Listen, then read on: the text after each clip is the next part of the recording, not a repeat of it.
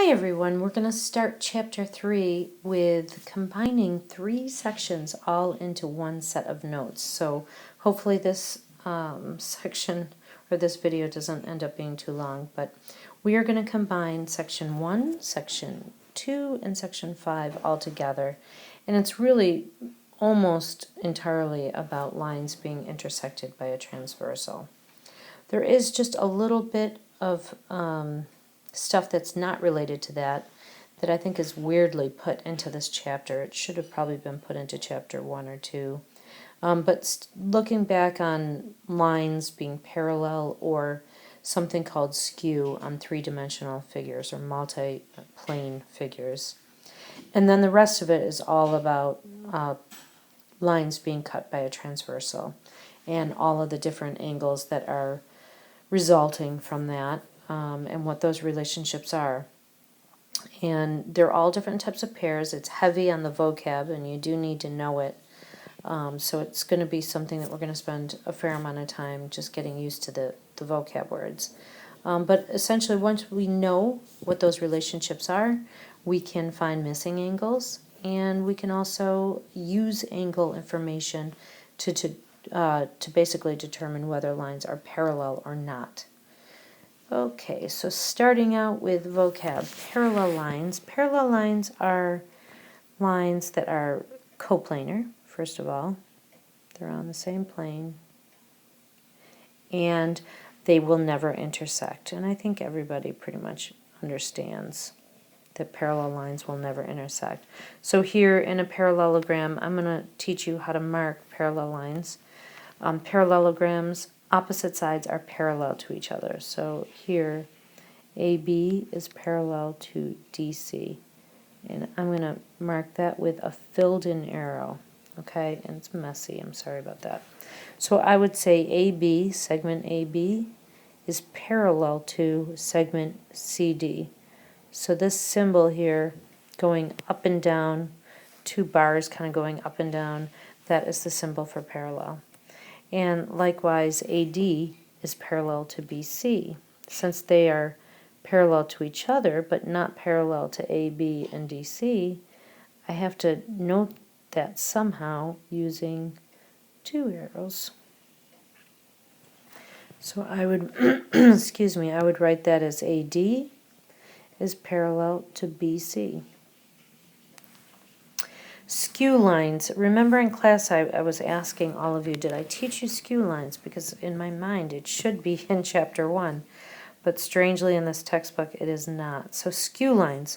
Skew lines are lines that do not intersect.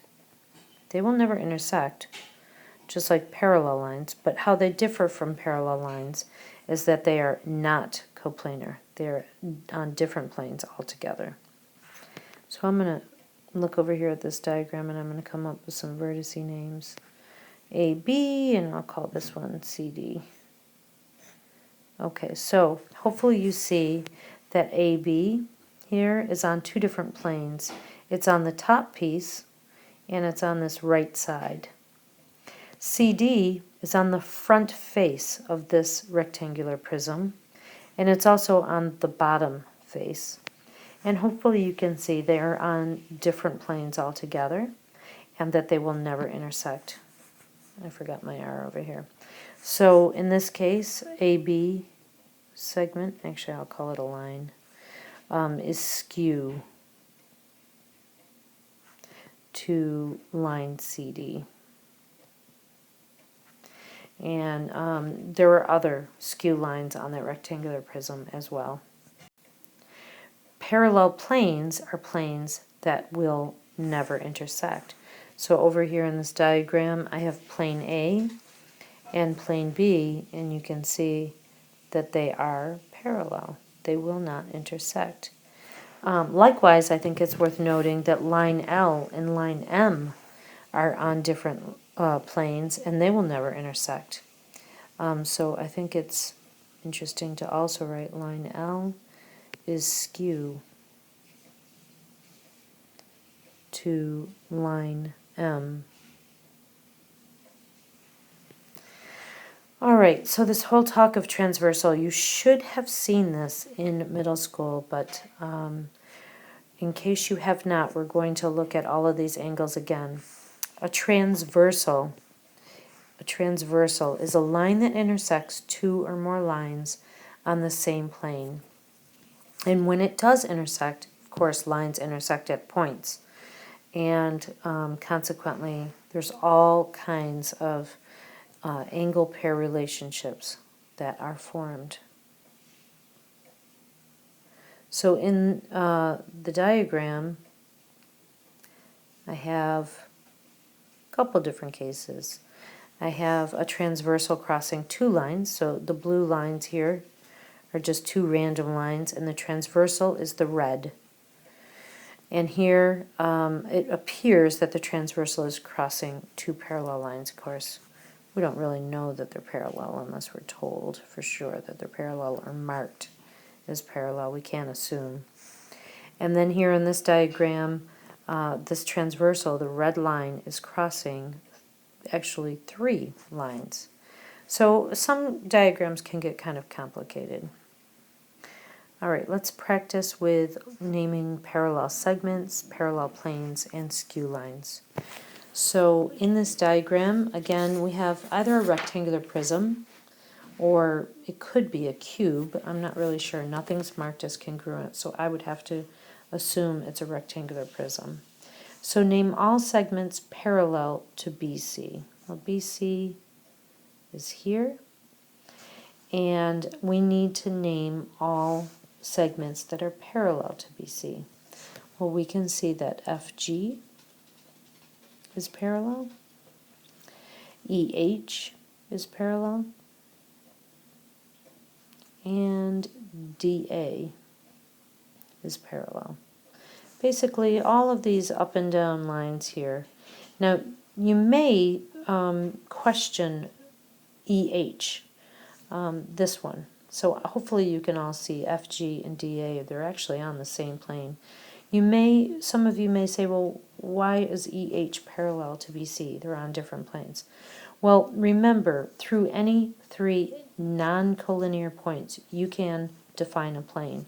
So I can make a plane that's kind of diagonal here, inside the box, between EH and CB. So they are parallel. That is a part of the definition of parallel lines being on the same plane. Name all segments skew to EH. Sometimes what I think is easiest to do on naming skew lines is just first write down all of the segments that you see up there. So I'm going to start with naming all of the segments that are on the top, this top piece. So if I named ED, EF is on the top, CF, and DC. Those are four segments that are all on that top face of the box. And now I'm going to name all of the segments that are on the bottom. So I'll say AH, AB, BG, and HG. Those are all segments on the bottom. And then if I look at the remaining segments, they're all the ones that are going up and down. There are four of them. But since we're looking at things skewed to EH, I'll name three that, the remaining three, if you will. So I'll say DA, CB, and finally FG. So sometimes I think it's just easier to find the skew lines by process of elimination. So skew, what does it mean? Different planes will never intersect. So anything that has a vertex of E in it or H in it are going to intersect that segment EH.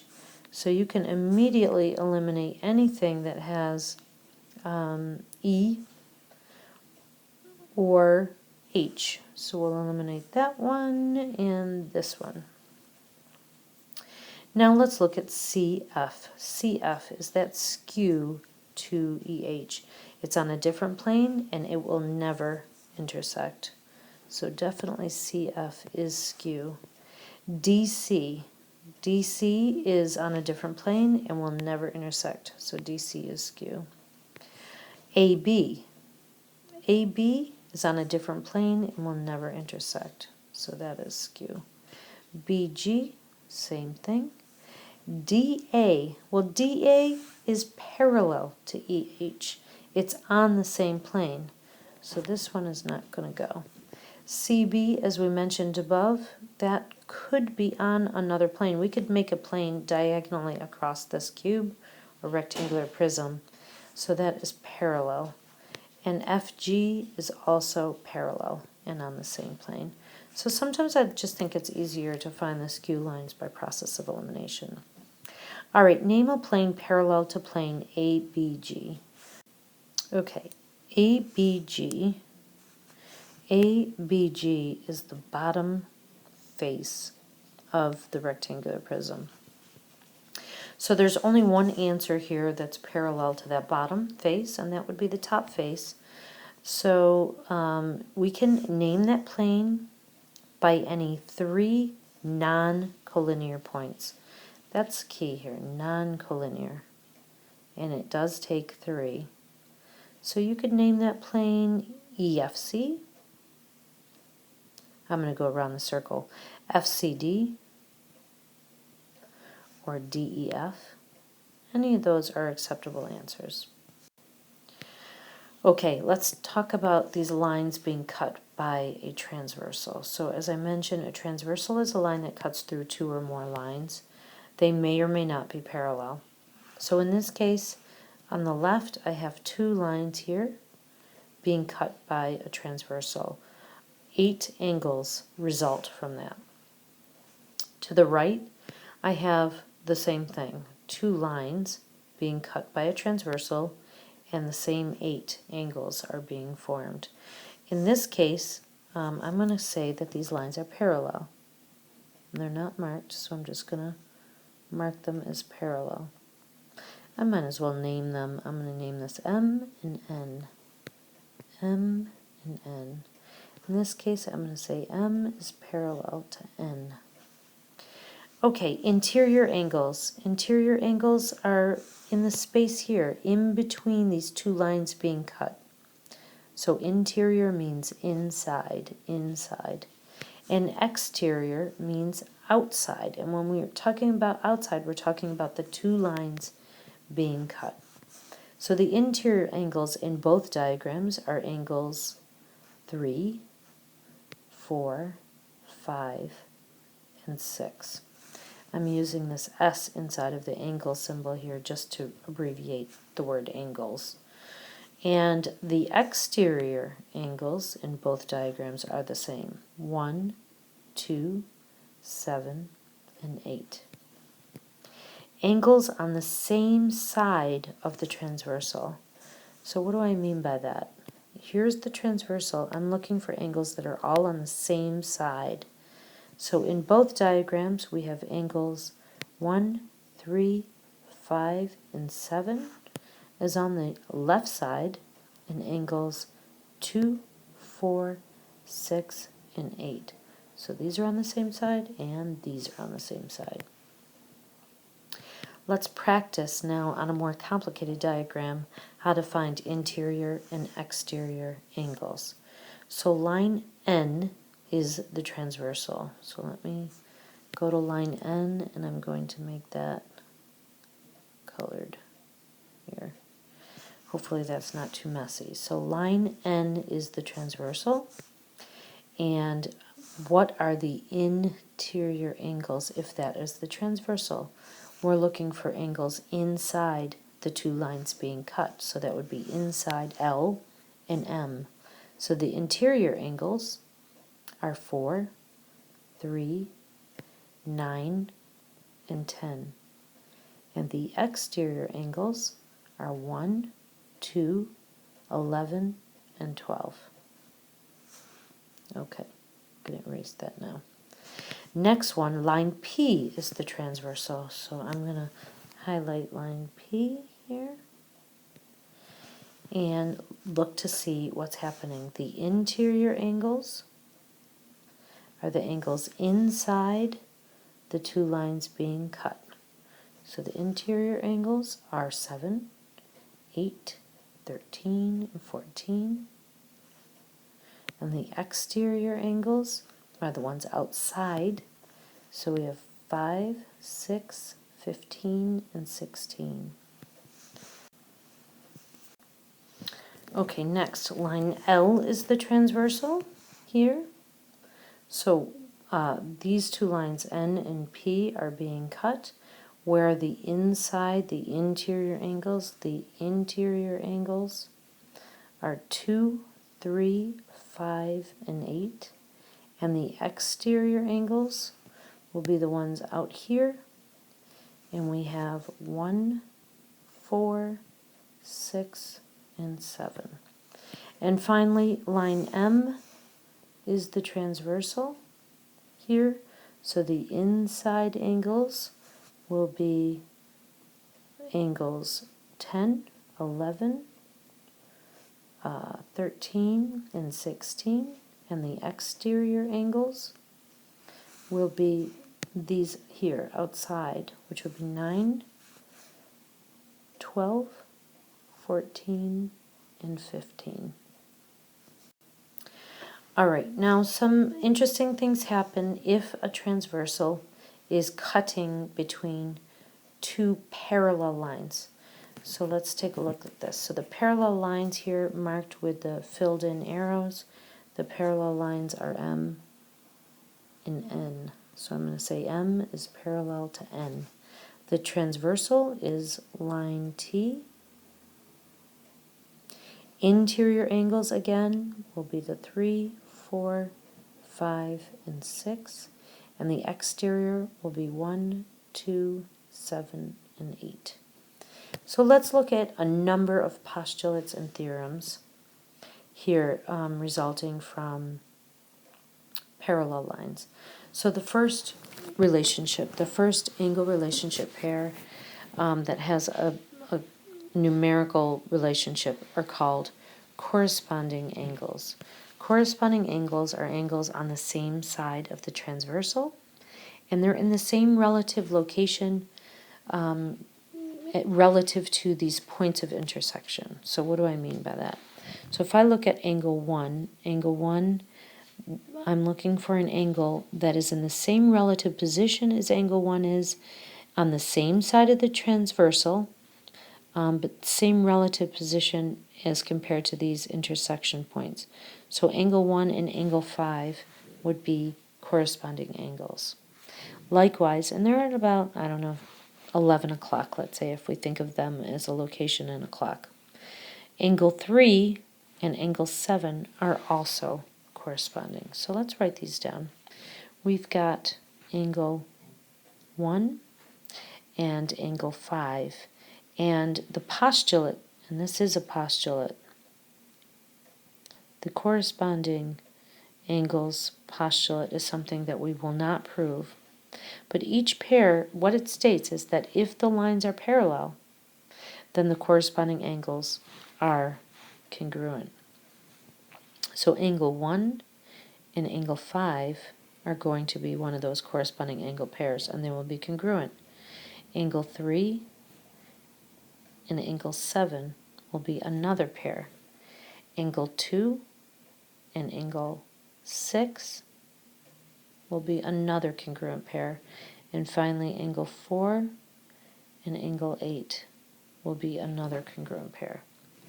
Now the converse, right here, the converse of that postulate would state that if any corresponding angle pair is congruent, then the lines must be parallel. So we're reversing the order of the hypothesis and the conclusion of the original postulate, and that would say that if those angle measures are congruent of corresponding angles, then the lines must be parallel. So in our example, if I said if, for example, angle 1 is congruent to angle 5, then I could conclude line M is parallel to line N. Okay. Alternate interior angles. Interior angles, as we have been talking about, are inside the two lines being cut. So alternate interior are going to be inside here. And alternate means that they are on the opposite side of the transversal.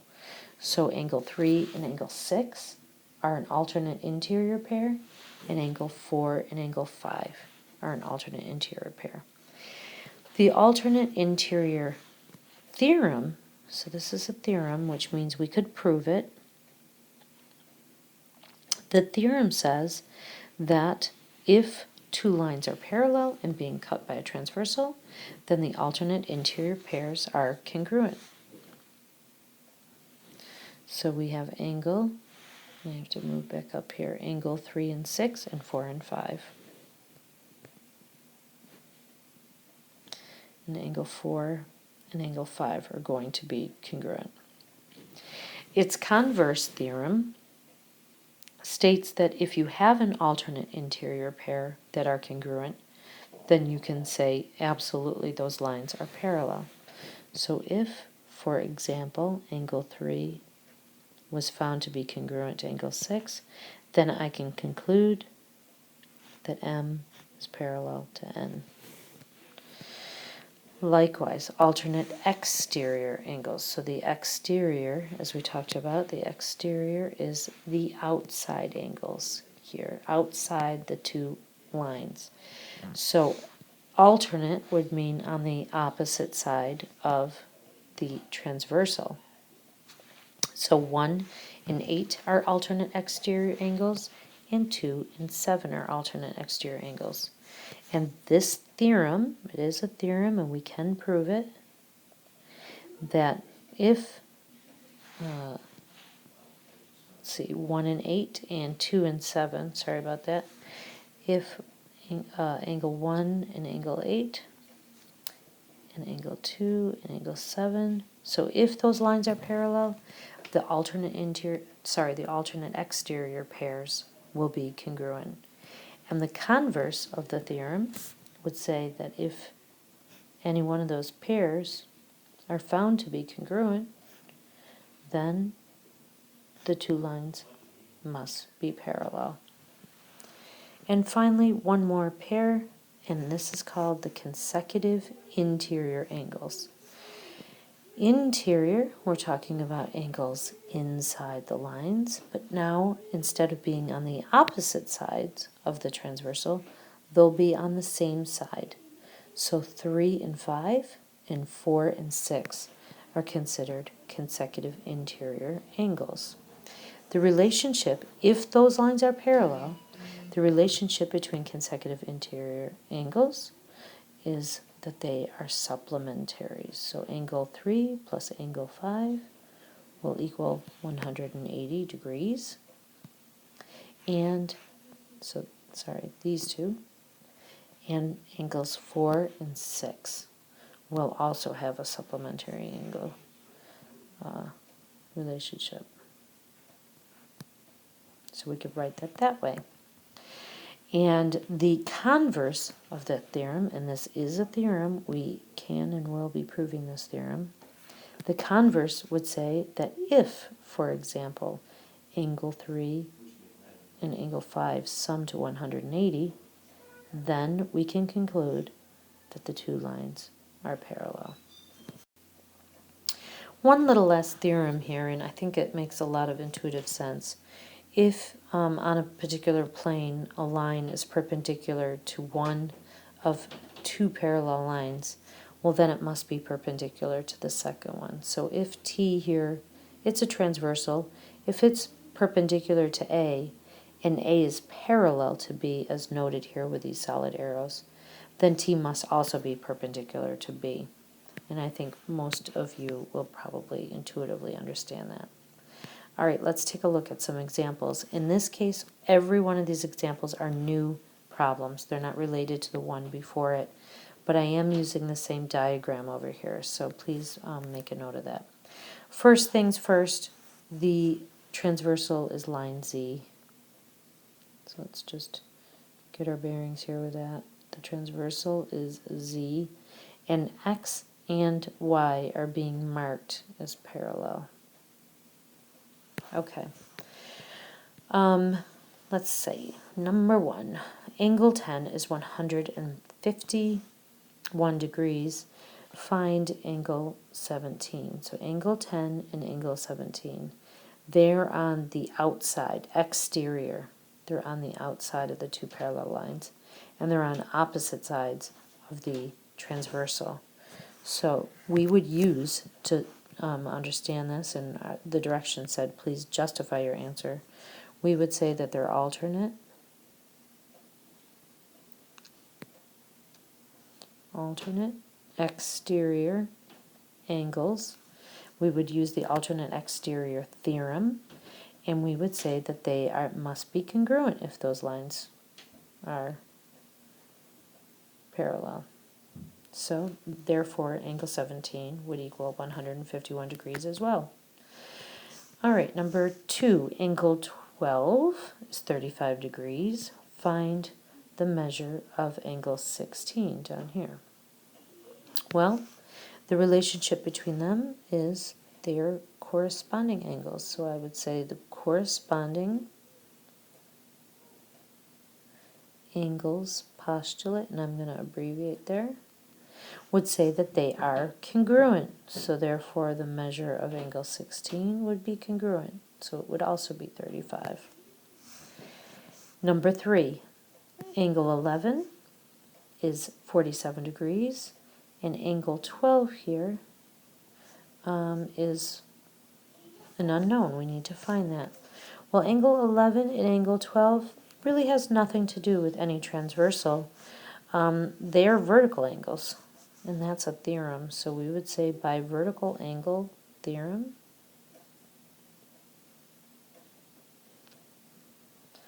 they are congruent. So the measure of angle 12 would equal 47 as well.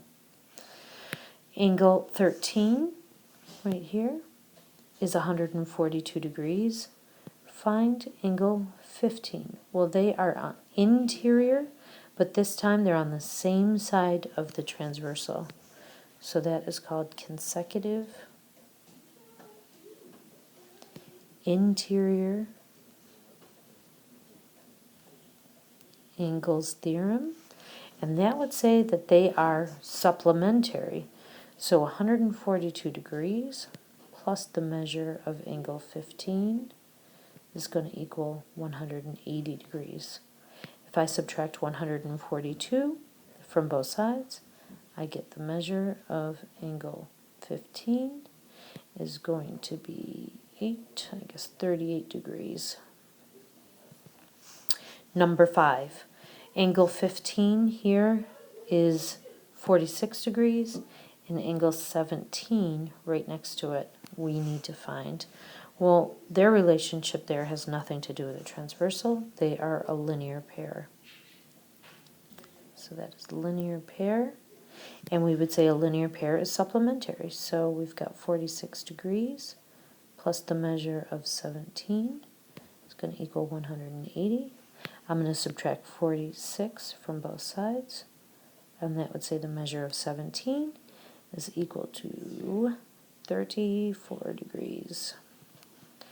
And finally, we get into some algebraic expressions here. So we have angle 12 has an algebraic expression of 2x minus 10, and 16 down here is x plus 15. Yeah, x plus 15. So 12 and 16, their relationship is corresponding angles. So we would use the corresponding angle postulate. And we know that if those two lines, x and y, are parallel, then the measure of 12 is going to equal the measure of 16. So we would say 2x minus 10 equals x plus 15. I'm going to subtract x from both sides, and I'm going to add 10 to both sides. So if I substitute in 25 into both of these, I would have, for the measure of 12, I would have 50 minus 10, which is 40 degrees. And if I substitute that into this expression here, I have 25 plus 15, which is also 40 degrees. So everything checks out there. They're equal. And finally, for question 7, let's use this diagram to the right. In this case, we have two sets of parallel lines. So we have the single arrow here, A and B. So I'm going to write that down. A is parallel to B. And then this pair here, line C and line D, I have the double arrows here, so I know that those are being marked as parallel. Angle 1 is 9x plus 6. I'm going to just mark my diagram. Angle 2 is 2 times 5x minus 3. And angle 3 is 5y plus 14. Okay, the directions are to solve for x and solve for y. So if these two here, A and B, are parallel, I'm going to write this down. Using the information that A and B are parallel, then we can say that angle 1 and angle 2 are alternate exterior angles.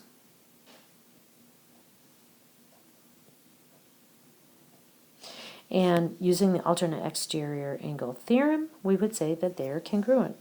So I can say that 9x plus 6 equals 2 times 5x minus 3.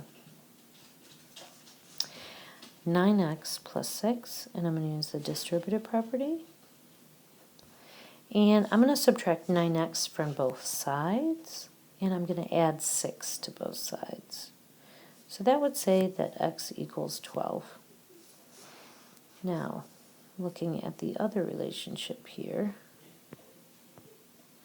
we see that if lines C and D are parallel, then angle 2 and angle 3 are corresponding angles.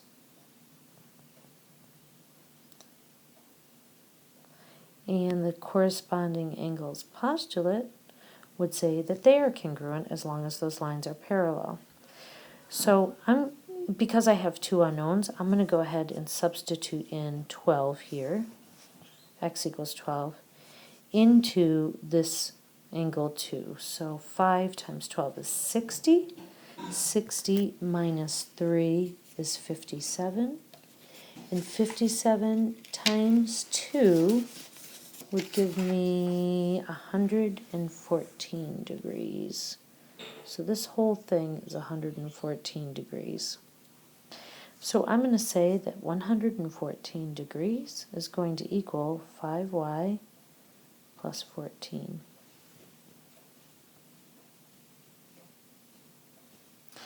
And I'm going to subtract 14 from both sides, getting 100. And I'm going to divide both sides by 5, giving me 20. So let me substitute that back in. So 5 times 20 is 100, plus 14 is 114, so that checks out. And I'm going to substitute in 12 for x over here. 9 times 12 is 108, plus 6 would be 114, so they all check out here. And finally, let's start using the converse postulates and the converse theorems. So for questions 8 through 12, we're going to look at this diagram over here. In this case, we have 3 lines being cut by a transversal. And now we're going to try to use angle values or information to determine if any of the lines are parallel. And they're all separate, independent problems. So number 8. If 1 is congruent to 5, so here's 1 and here's 5. 1 and 5 are corresponding angles. If they are congruent, then we can use the corresponding angles postulate to say that line L is parallel to line N. Angle 4 is 105 here, and angle 2 is 75. So their relationship here is not obvious at all. So they don't really seem to have any immediate relationship. So I'm going to write that down. no clear relationship.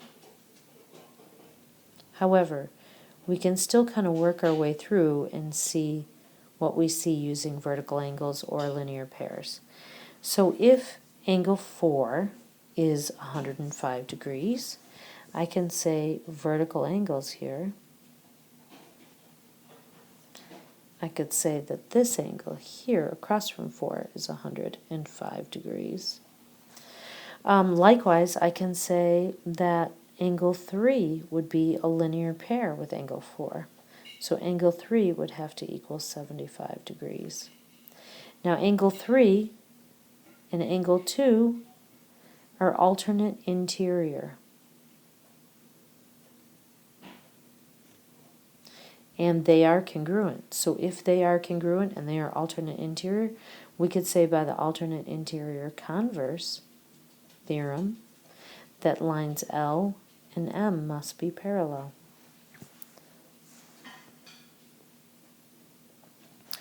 Number 10, angle 5 right here is 35 and angle 6 is 35. Well, they are vertical angles, so that tells us no information whatsoever on parallel lines. So there's just not enough information for us to determine anything about parallel lines.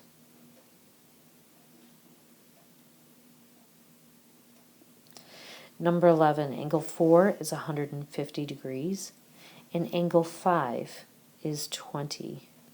So the relationship between them is consecutive interior.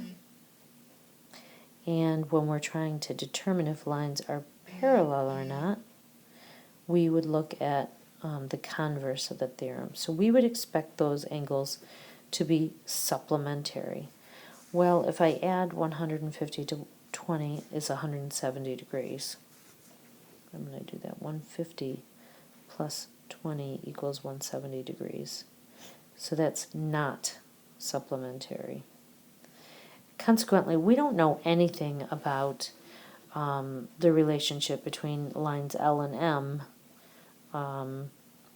or L and N, but we certainly can conclude that M and N are not parallel.